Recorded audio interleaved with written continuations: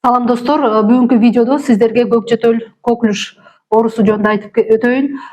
Көк жөтөл бул инфекциялдык өтө курч оорулардын, жугуштуу оорулардын бири болуп эсептелинет.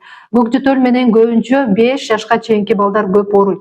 Бул көк жөтөл менен ооруган адам түшкүргөндө, жөтөлгөндө, сүйлөгөндө оозунан вирус чыгат дагы башка дени сак балдарга аба аркылуу жугат.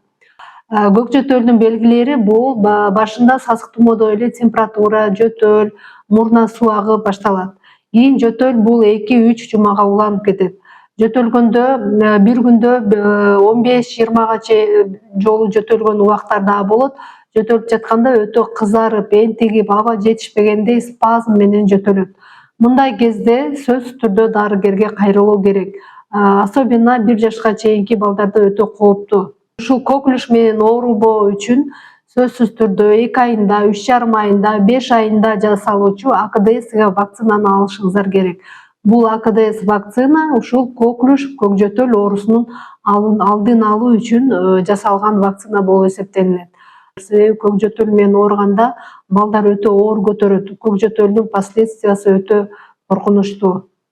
Менин практикамда коклюш менен ооруган 1 жашка чейинки кызды алып келишкен. Башында ушундай эле сасык тумоо болуп, жөтөлүп, чүчкүрүп баштаган, бирок жөтөл эч эле кетпейт. Кечинде аябай жөтөл күчөп, энтигип, аба жетишпегенде спазм менен жөтөлүп баштайт. Анан жөтөлгөндө дагы кусканга чейин жөтөлгөн. Анан булар кусуп жүрсө, бул энтеровирус деп эле лечение алып жүрүшкөн. А так бала жөтөлбөсө куспайт болчу.